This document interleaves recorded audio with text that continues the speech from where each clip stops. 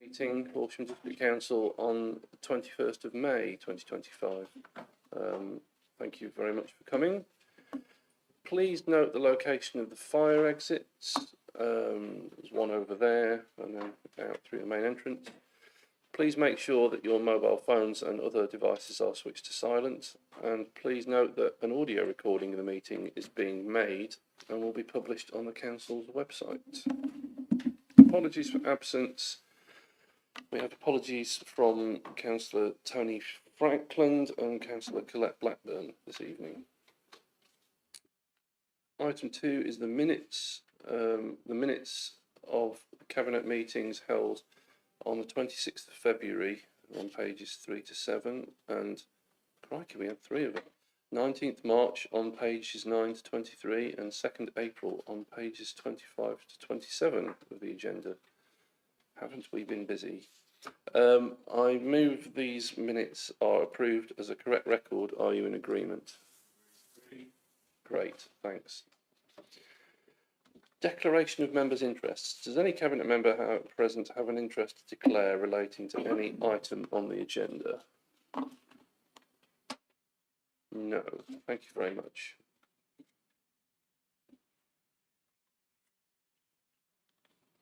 Announcements. I have no announcements. Do any other members of the Cabinet have announcements? Councillor Skip. Just to say, to remind people that the Friday night lates will be starting on Friday night, the 6th of June, and run through June, July and August. As you know, they're well supported and people are looking forward to them.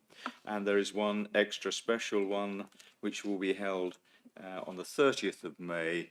This is a Friday night celebration in the Carfax in conjunction with Horsham Football Club, who, as you know, won the Isthmian Premier League and also the Sussex Senior Cup. And these are things that people in the district will celebrate on Friday the 30th. So I think it'll be a good evening, just to let you know that it's in the offing. Thank you. Thanks, David. Any others? No? Chief Executive, do you have any? Nope. No, thank you very much. Item 5, public statements. We've not received any requests from members of the public to make statements this evening. So we shall move on to item 6, Highwood Community Venue, on pages 29 to 38 of the agenda. I invite Councillor Jonathan Taylor, Cabinet Member for Enterprise and Property, to introduce the report. Thank you. Good evening, everyone. Following consultation with the community, I'm bringing this report to Cabinet to request approval from Council for funding to take the Highwood Community Facility Project to the next stage of design. I'm also requesting funding to install security barriers and to build a hard surface for car parking. As part of the planning process, land was secured from the developers to build a community facility. This was at the time when the drill hall was not going to be available for community use. However, this is no longer the situation, and the Highwood area has access to other community facilities. The residential development is well established now, and Berkeley Homes have completed the building of 2 7-a-side football pitches, a mooga and a playground. They are currently fenced off from use, which some local residents consider is a security issue as they can't see behind the high fences. Official use of the football pitches for girls' football requires changing rooms and toilets along with car parking. If a community hall was also built, the consultation feedback advises that it would be used firstly for low impact exercise and well-being, secondly for social gatherings, and thirdly arts and creative workshops. Concerns were also raised by residents about the increase in traffic to the area and the current scarcity of car parking. It is my recommendation that this report is accepted and the 3 recommendations, including the funding, are agreed to progress the use of the facilities in the interim and to develop designs for a community facility in the future. Thank you.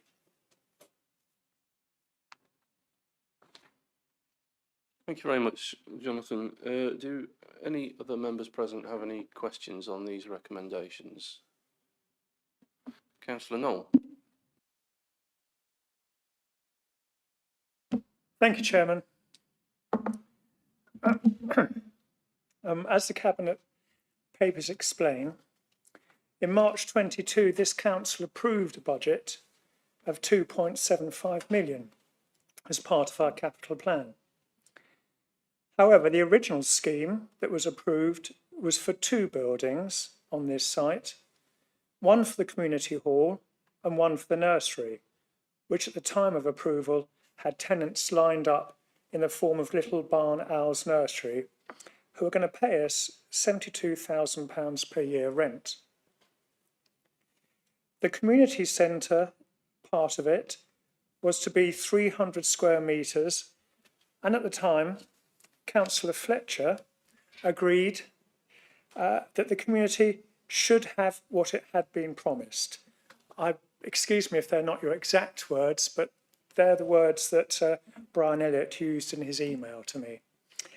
I see that in 5.2 of the Cabinet papers today, the fact that other halls in the town might offset the desire to have this hall. However, the community has stated a desire to have this hall. So why are we not just building to the original plan? We would save ourselves 0.2 million in the proposed consultancy and still provide the facility that the community needs. It was all agreed 3 years ago on a budget of 1.7 million for the hall alone. So why did Cabinet shelve this plan originally and then come back to it today when it's going to cost far more?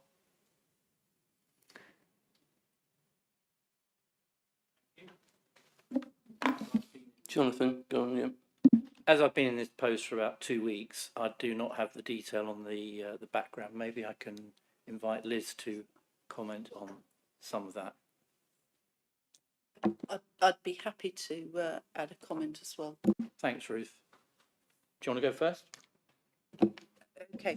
Yes, Ruth first, thanks. Well, the 2.75 million figure, you're correct, Roger, that was what was agreed.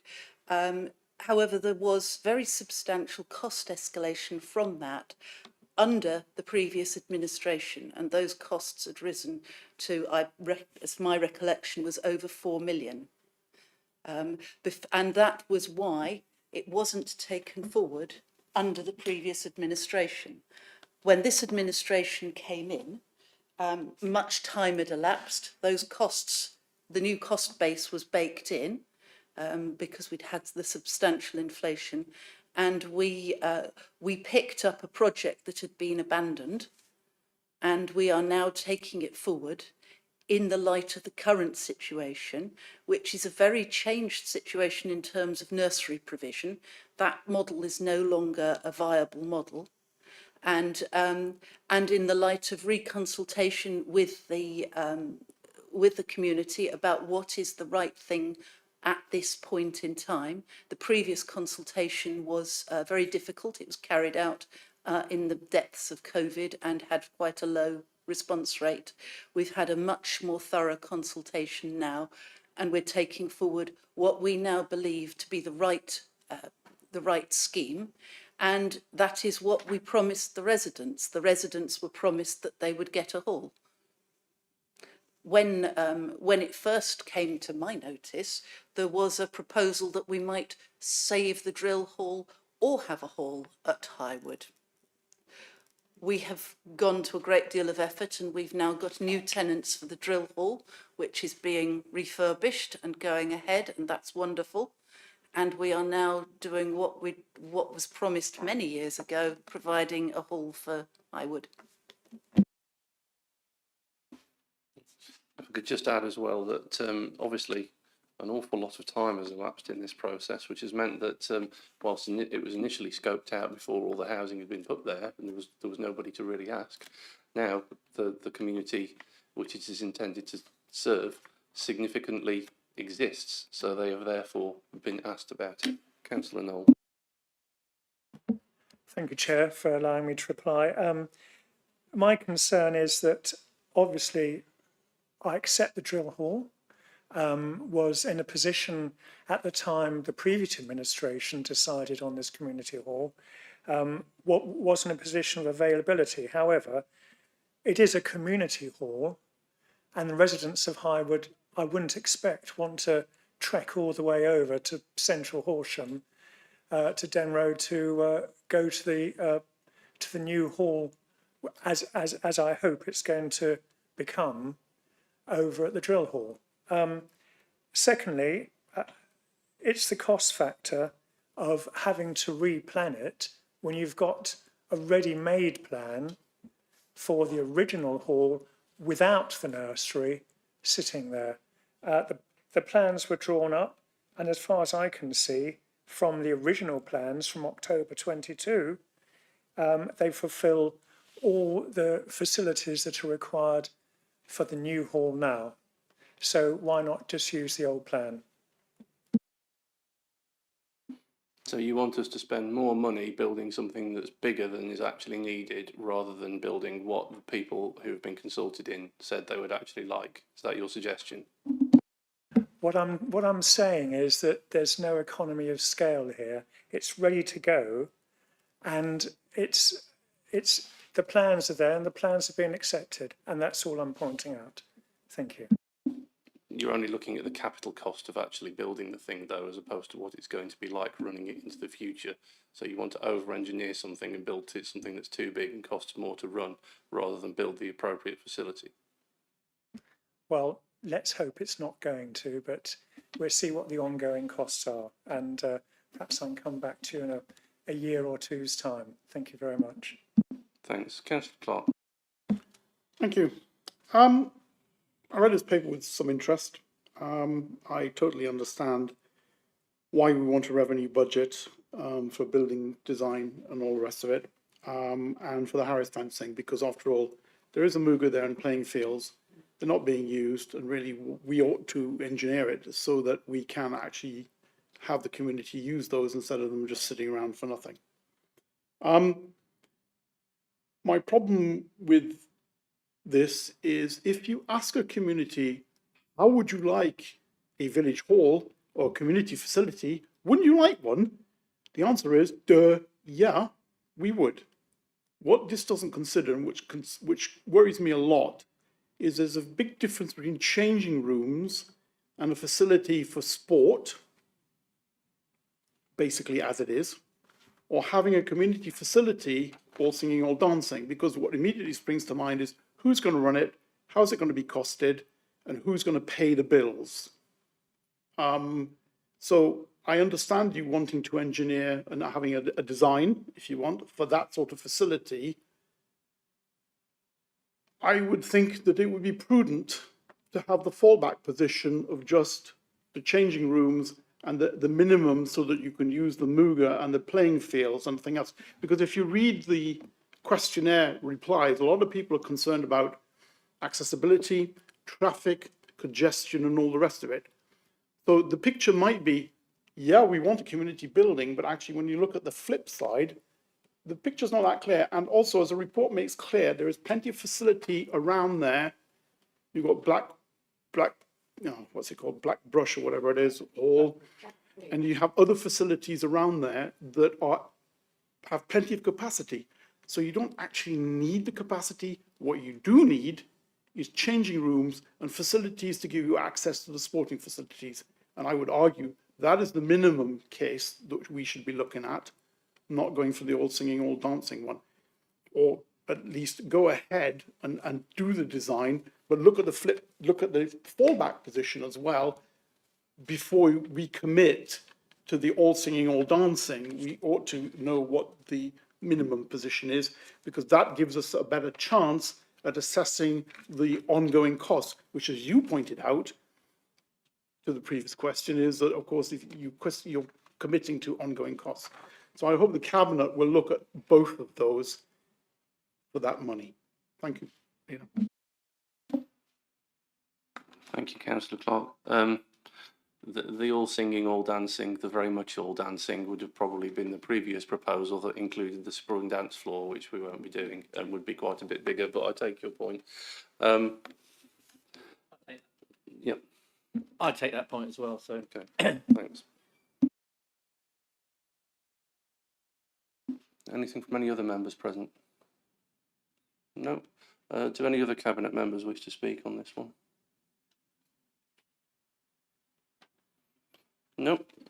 Okay then.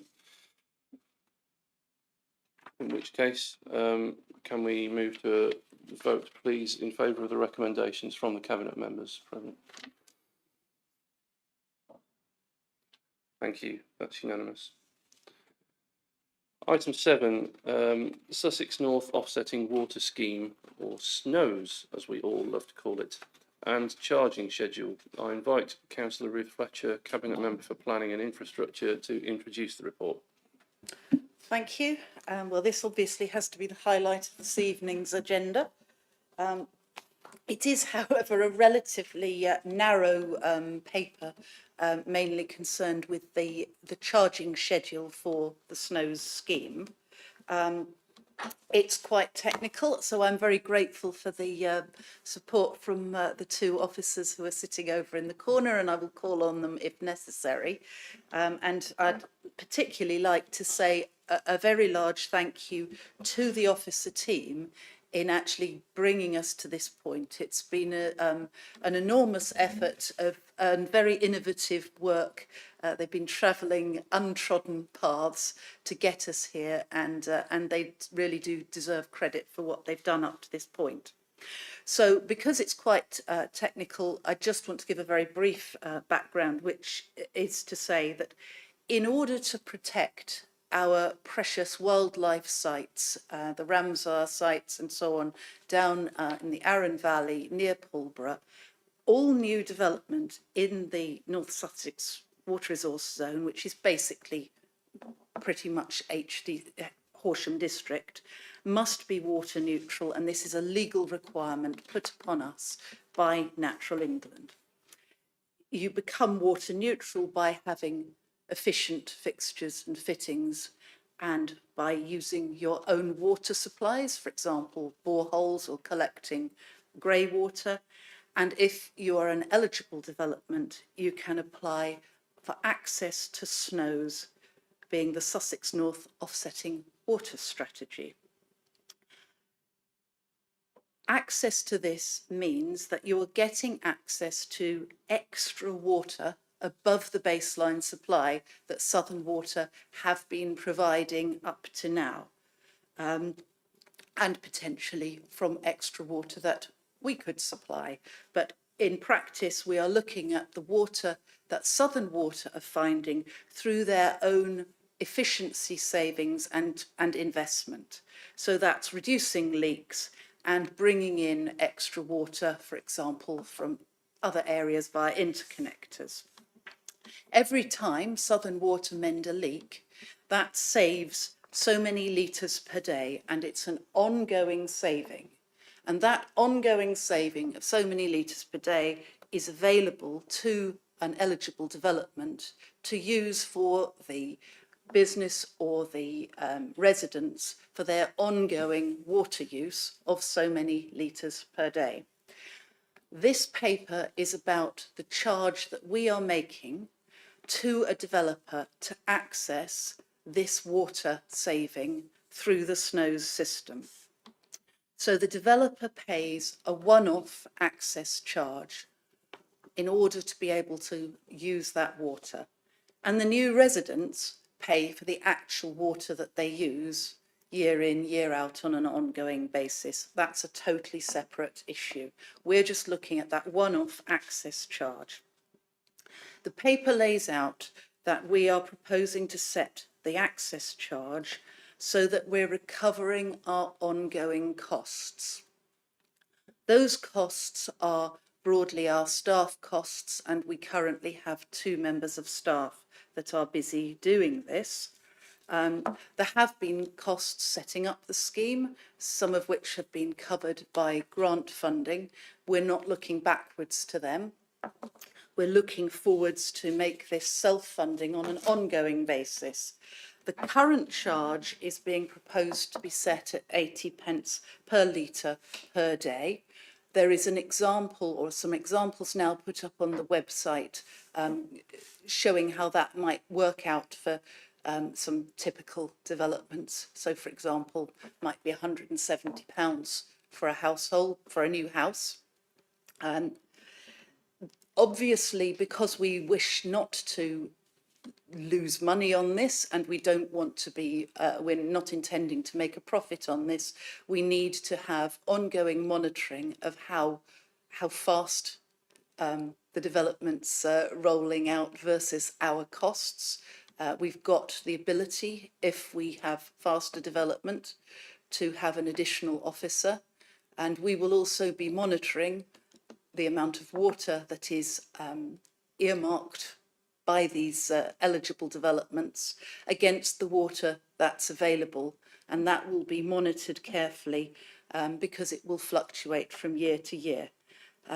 There's further detail in the paper, and our officers have further information if needed, but I hope that gives a basic overview of what we're asking to do here and how it's intended to operate. So thank you very much. Thanks very much, Ruth. Questions from other members on the recommendations, please. Councillor Knoll. I fully appreciate Snows. I really congratulate the officers on all the work they've done, and also Councillor Fletcher, who's the Cabinet member. I think it's marvellous, and I thank everyone that we now have a way forward for water neutrality. I have one little nagging doubt at the back of my head, which I think, because this is presumably not going to go to council for approval, I think it's approved, and I think it's great. But my one little nag in my head now is the Planning and Infrastructure Bill. I went to a meeting. I've forgotten what it's called now. Sorry. Nature Recovery Sussex Partnership, where we studied the Planning and Infrastructure Bill, and particularly part 3 of the guidance that was published on the 24th of April, where the government outlines its environmental development plan. In this plan, according to the experts at Sussex Nature Partnership, no species description of any wildlife is included for protection. And the worry was, and it's not only me, it's Sussex Nature Partnership, that the Natural England statement may have to drop its protection of the little whirlpool ram's horn snail, and therefore the Natural England position statement may become invalid. So I just need to ask, what's going to happen if Natural England has to withdraw its position statement? You're quite right that it is possible that Natural England will withdraw its position statement at some time, sooner or later, and that could be not necessarily for an issues to do with whether there's a particular species mentioned or not, but to do with wider issues. And it's one of the issues that's discussed in the paper, where we're focusing on the cost recovery issue here. So we're looking at trying to make sure that what we're doing now in terms of providing a fair price to developers for access, whilst not exposing ourselves to unnecessary financial risk either. That's why we will be keeping a close eye on this. If that position statement is withdrawn, you're right, we will be in a different scenario, but it's beyond the scope of what we're talking about in the terms of this paper. And I'm sure there will be further discussions about that elsewhere. Thank you very much. I won't take it any further, because when and if that happens, then perhaps we'll have to have another discussion about ongoing costs, and we'll take it from there. So thank you very much. Thank you. Councillor Clark. Thank you, Leader. I'm sure I shouldn't say that, well, I'll say it anyway. I think Ruth, myself and Lynn have been amusing ourselves with snows for quite some time, getting into the details. So I'm really glad that we've come to this point. I'd like to thank officers as well for helping out and explaining how it works. I did make my position clear about the paper being unclear, but I'd also like to thank officers for having reacted very quickly to doing a briefing on Monday night, because that was very useful because it gave us numbers and it gave us things to hang a hat on. So thank you, Catherine, for organising that in a hurry. I think this is a good step forward. It's interesting to note that Buck Barn, for example, would cost something of the order of 743,000 litres per day. So we'll have plenty of numbers to go out. So the principle, I think, is a good one. I also like the fact that we build into the charging that we will check it every year to make sure that it is appropriate, because what's likely to happen, and this is a prognosis, is that the first year it won't wash its face, the second year it'll break even, and the third year we might make money on it. So for the 3 years it might come out in the wash. But I think it's good to have the mechanism to review on a regular basis to make sure it's okay. Thank you, Leader. Thank you. Any comments from other members? Okay. Any comments from other cabinet members on this one? I just want to give the officers a chance to say if they think there's anything we've missed before moving on to the other members. No, I think it's the short answer.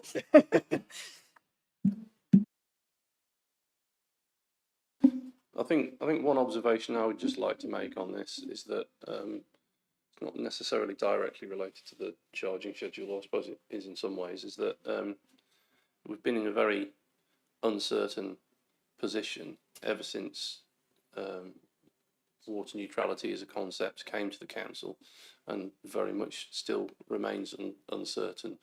But I think it's good that we're at a position where there's something here, evidence-based, structured, that we know that can provide a degree of certainty about something. And I think one of the other things that I particularly applaud about, I'm very grateful about this solution, is that it is not so much the charging, but the scheme itself is aimed at plan-led development. Plan-led development will be prioritised.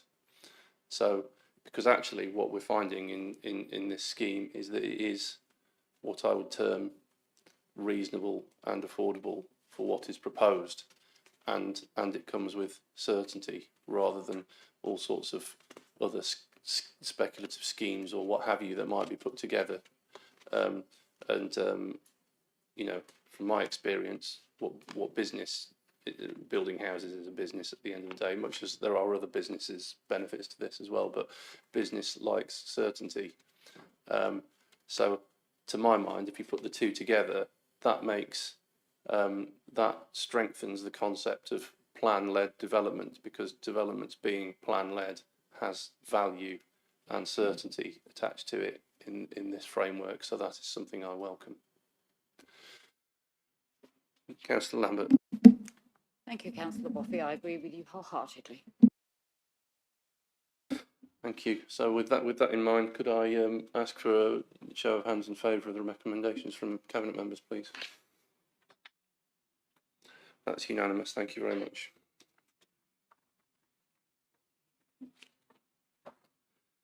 Item 8, Hackney Fair Tariff Review.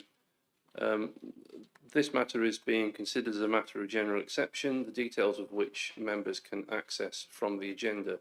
I now invite Councillor Jay Mercer, Cabinet Member for Environmental Health, Recycling and Waste, to introduce the report. Thank you, Leader. Just to remind everybody here, Hackney carriages are street hailable taxis whose fare prices are shown on their in-car meter, not pre-booked cars. And I've been asked to make sure everybody's aware that this item is being considered as a matter of general exception, because it was not possible to advertise this key decision at least 28 days in advance of the meeting. The Chairman of the Finance and Performance Policy and Scrutiny Committee was informed that the Cabinet needed to make a decision regarding the setting of a revised table of fares for Hackney carriages. The Cabinet approved a revised table of fares for Hackney carriages at its meeting on Wednesday the 19th of March 25 and agreed that this would be subject to public consultation. As objections were received during the consultation period, the Cabinet must consider these and decide whether the proposed table of fares should be modified and when it will come into force. A prompt decision is required as the new table of fares must come into force before Wednesday the 11th of June 2025. Following the meeting on Wednesday the 21st of May 2025, the Cabinet's not due to meet again until Wednesday the 25th of June 2025. As such, it was impracticable to comply with the forward plan publication requirements.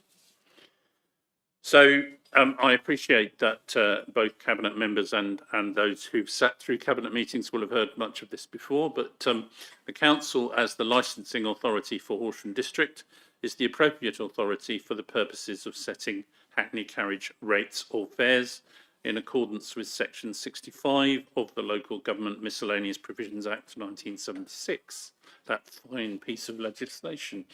This is the maximum charge that can be levied in respect of a journey, and licensed drivers can charge no more than the maximum metered fare as set by the licensing authority. They can, of course, agree a fare less than that.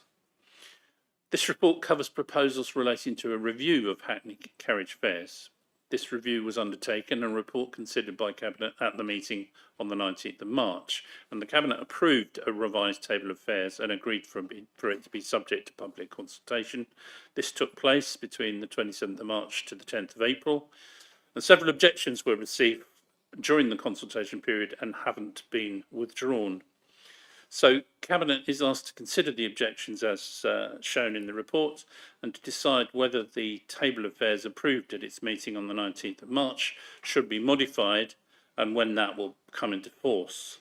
And I am asking the Cabinet to recommend to approve the modified table of fares as set out in Appendix A to the report and to agree that the modified table of fares will be effective from the 11th of June 2025. Thank you. Thank you very much, Jay. Once again, any questions on the recommendations from other members present? No. Any questions or comments from other Cabinet members? Councillor Bateman. Just a quick question. In terms of the objections, is there a profile of who objected? Sorry, Councillor, by profile, do you mean it was all taxi drivers that objected? There were no objections from third parties, although one may have been, but it was difficult to ascertain.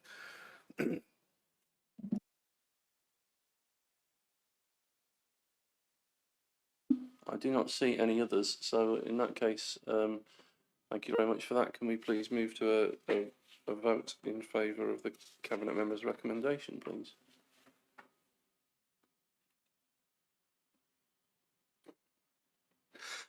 That's unanimous, thank you.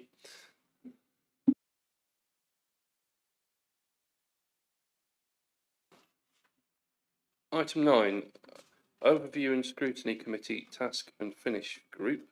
Final report of the Fair Space Task and Finish Group.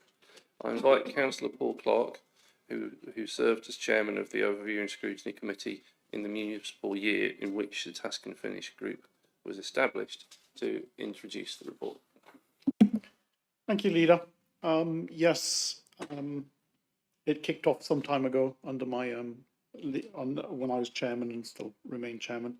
I'd like to thank Councillor Sam Bateman for having brought this into port, so to speak. I'd also like to thank all the officers who helped her and supported her in the questionnaires and everything, and the members of the working group. It would be fair now for me to hand over to Sam for her to present the proposal to the Cabinet. Sam? Thank you very much. Okay, so our spaces are impacted by the National Planning Policy Framework, but when the Department of Levelling Up, Housing and communities had met in January 2024, it was reported that within our national planning policy framework, young people are not mentioned at all. There's not one single mention of young people in that whole document. And as we know, place shapes us, where we're born, where we grow up, where we play, where we live, where we work, and age has an influence on how long we live, how many years we live in good health. Places shape us. Taking that on board, I sought to try to find out whether or not we, here in our district, were catering equally for young people, and in particular for young women and girls. Because the evidence of research is that unfortunately young women and girls tend not to be consulted and discussed about their needs when it comes to designing space. Whilst much of that was anecdotal, it did draw on a significant amount of research, both national and international research. So the Overview and Scrutiny panel wanted to find out whether or not, when it comes to our provision of outdoor spaces, whether or not we are providing equally and inclusively for young girls as we are for young boys. We began our work in November of 2023.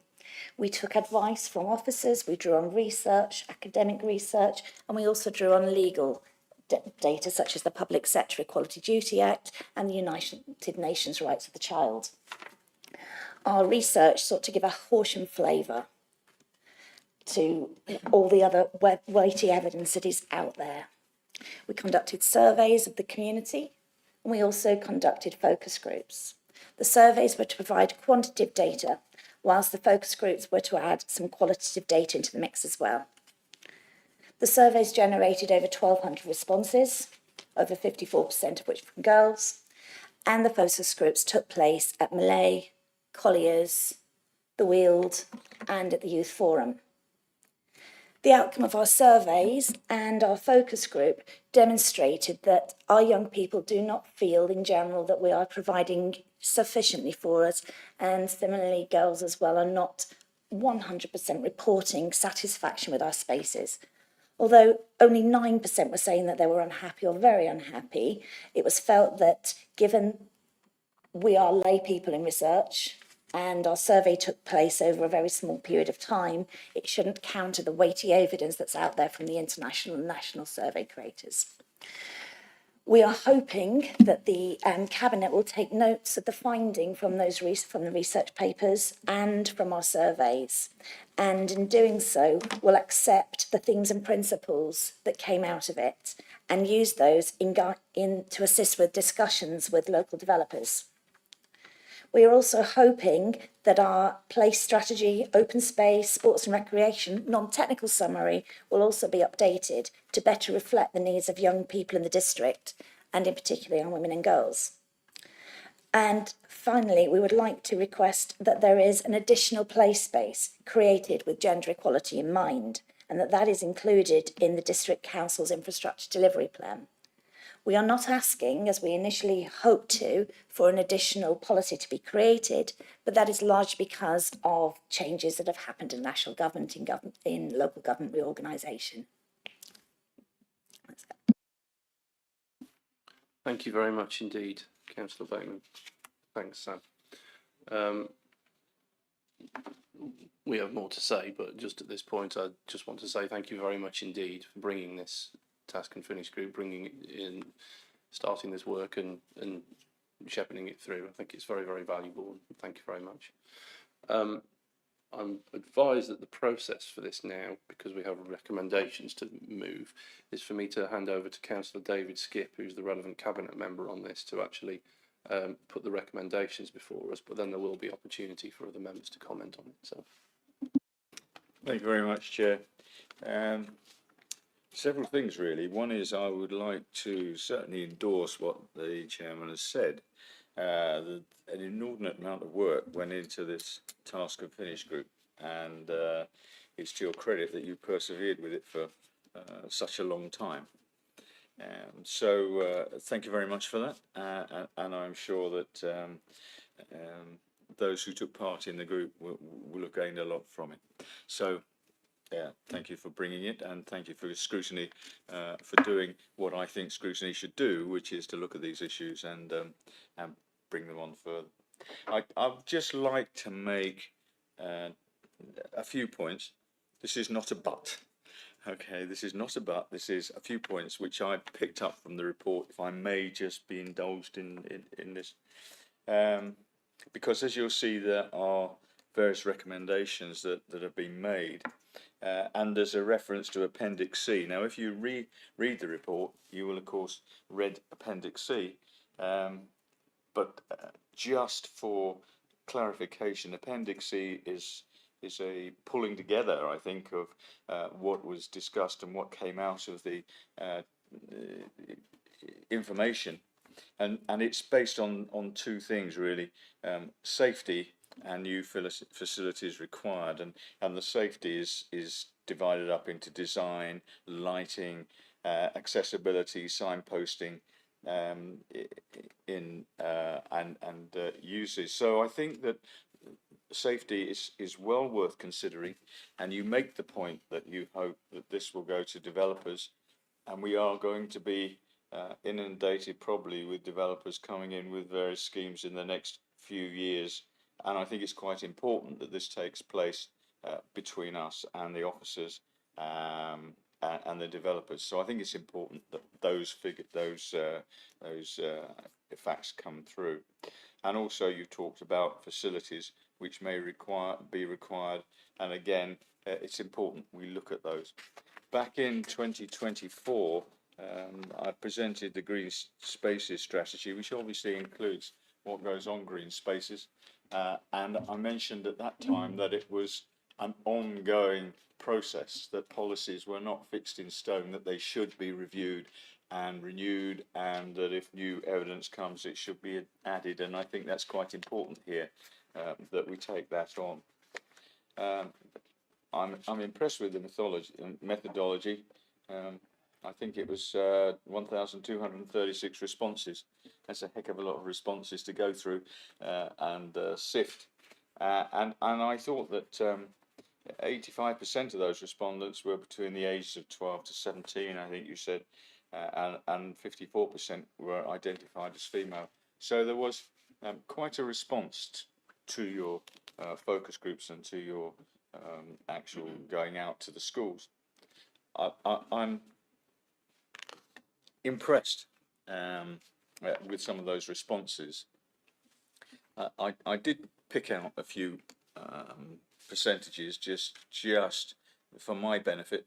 9% of girls and 12% of boys, and boys were included in this, which I was delighted to see, were unhappy with local outdoor space and leisure facilities. It's a small number, but it's a number that we need to actually consider, and I take that on point in this policy. If I could just come to the conclusions and recommendations, because I like to be positive if I can. The group are positive about the good work that's already being done by Horsham District Council officers to address some of the issues highlighted, and I think it's quite important. You interviewed them, you obviously got from them where we are, and I think it's right that you made that point in your group conclusion. And I think you went on to say that the international research shows there's a lack of women in design and planning, but Horsham District Council has a number of women in the parks and countryside and planning teams who are involved in design and planning of outdoor space and leisure facilities. I think that's important for us to take on board, and I'd just like to thank the group for making that point. It's that's welcome. There was comments from the safety manager who outlined, community safety manager outlined ongoing liaison work being undertaken by the team with neighbourhood wardens and Sussex Police in order to address antisocial behaviour. Again, it figured in some of the comments that were made by the young people about fear and antisocial behaviour in open spaces. And I think that's somewhere something that we will obviously be encouraging even more. And and I think that the group made a recommendation that the theme set out in Appendix C, and I think Appendix C must be read in line with this report.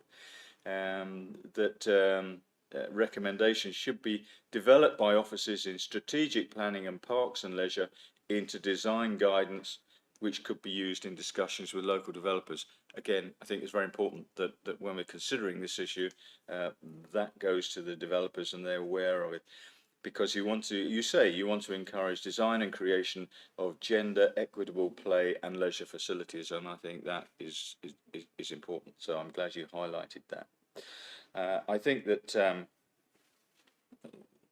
members of the Task and Finish group considered officers within the Parks and Countryside team have an excellent overview of current provisions across the district, and they, along with the planning team, are best placed to identify the location of any proposed facility that you talked about in one of your recommendations.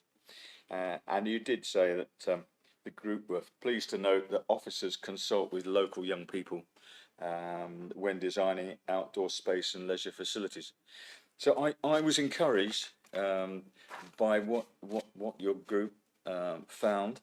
I take on board exactly what you're saying, and for those reasons, I'd like to recommend that we accept this report. In the 3 points, the themes and principles in Appendix C, again important, are developed by officers into design guidance to assist in discussions with local developers. I think that's crucial and very important. Horsham District Council Play Strategy and Open Space, Sports and Recreation Non-Technical Summary, which is a real mouthful, will be updated because, as I've said, in 2024, it's an ongoing process. And we need to make sure we're reflecting the needs of young people in the district, particularly girls and young women, and I think that's important. You've made a request for a new teenagers play leisure facility, which is built with gender equity in mind and should be considered for inclusion in the Horsham District Council Infrastructure Delivery Plan.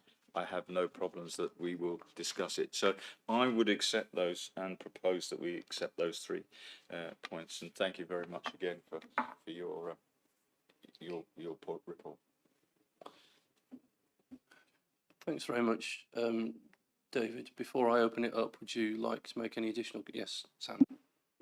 I was just quite remiss, and David sort of kind of reminded me when he mentioned the 1,200 plus responses. It wasn't me, and it wasn't the members of the Task and Finish group that actually went through those. It was officers, and particularly Judy. So I know she's not here, but I am so grateful and so impressed with how hard she worked and how helpful she was and her advice. So just that on record as well. Thank you. Thank you. Any questions or comments from other members present? Councillor Knoll. I just want to say I think it was a remarkable piece of work, and thank you so much for doing it, and thank you to the officers concerned, because it really is going to have an effect, I hope, on future plans and the way this council moves forward. So thank you very much. Thanks, Roger. Paul. Yeah, I think it's a jolly good job, but there are a couple of pieces of data and information in there that are not directly linked to what Sam did, but is worth noting, for example, that where a number of females felt unsafe in the leisure, it's quite interesting that males felt more unsafe. So there are a number of pieces of information in this report that are not directly tied to what Sam has done and said, but I think will be useful to the cabinet member and officers to look at those other bits and pieces that are in this report but not highlighted in the same way. Thank you. Thanks, Paul. Any comments from other cabinet members on this one? Mark. Yes, I'd like to add my own congratulations to Sam and the team and the officers involved in this. And I know how passionate you are about this subject, Sam, because we've talked about it on many occasions. I fully agree with the recommendations. I just had one little question. I know you're going to be consulting with officers on the best location for the extra play space for teenagers. But do you have a favourite?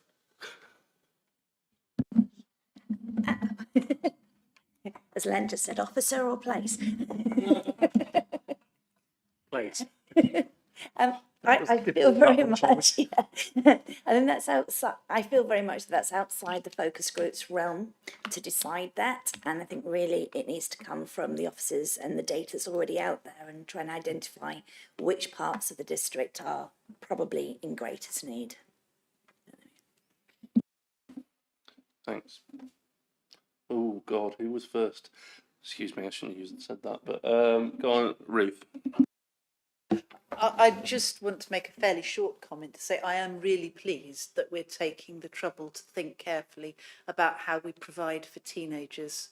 It's well established that we provide play areas and equipment for toddlers and kids up to the age where they leave primary school, and then after that people find they find that they're banned from play spaces, and then we as adults go and moan about teenagers being problems. Yet we've not. One of the things we need to do is actually look at that. You don't, just because you're in secondary school doesn't mean that you don't want to play, doesn't mean that you don't want informal recreation, and I'm really pleased we're trying to work out how to do that. Thanks, Councillor Raby. Yeah, just wanted to say that it's, I think it's a brilliant piece of work, and particularly from the perspective of well-being, now that leisure and well-being have been brought together, because this is something which is going to be really important for the physical well-being and the mental well-being of young people, of which both are really struggling, and providing excellent facilities. And I think that this report will help us to provide the facilities that people will use, because the main thing is, are people going to go out and use the spaces? So meeting young people where they are, making it feel safe and making it inclusive, so that it's not just one group that use it. Quite often, the sort of stereotypical space is one group of mostly boys playing football using the space, and therefore you say job done. And I think making sure that the space feels safe and shapes the needs of all young people is just, this will help us provide more for our community. So yeah, I just want to say, brilliant piece of work. Thank you. Thanks, Sam. I endorse everything that's been said and the positive comments that have been made about all of this, and reinforce all of that. I'm going to say one other thing, and it's kind of what I see as a leader's duties. And as David was, or whoever it was, said earlier, it's not a but because I support all three recommendations. I do. But at the start of this meeting, we had. Okay, fine. It's been. However, there you go. At the start of this meeting, we had references to promises made, and in this job, you have to be careful about promises. And so I just want to say that with regard to recommendation C, I wholeheartedly support recommendation C. I think that's the recommendation of teenagers play/leisure facility with gender equity in mind. It should very much be something that is strongly considered for inclusion in the Horsham District Council Infrastructure Delivery Plan. But as members will be aware, there are many things that we have to consider for inclusion in the Infrastructure Delivery Plan.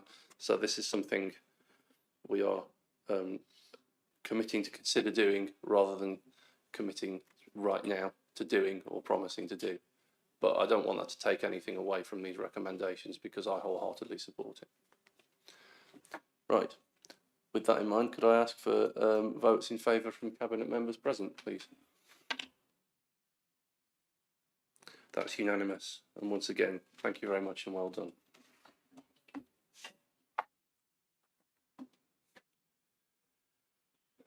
Item 10, policy and scrutiny committees. There are no matters referred to Cabinet by the policy and scrutiny committees. Item 11, the forward plan.